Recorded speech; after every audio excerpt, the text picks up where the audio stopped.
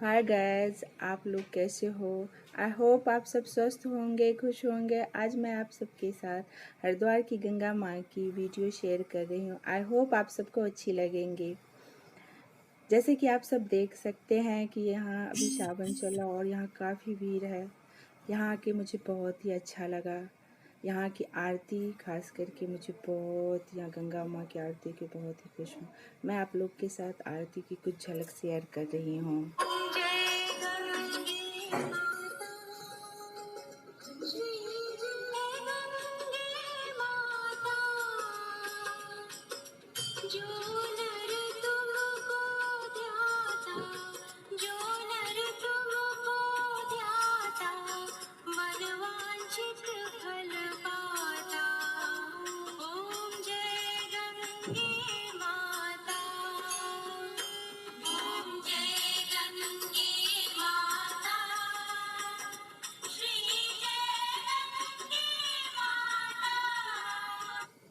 जय गंगा मैया, हर हर महादेव।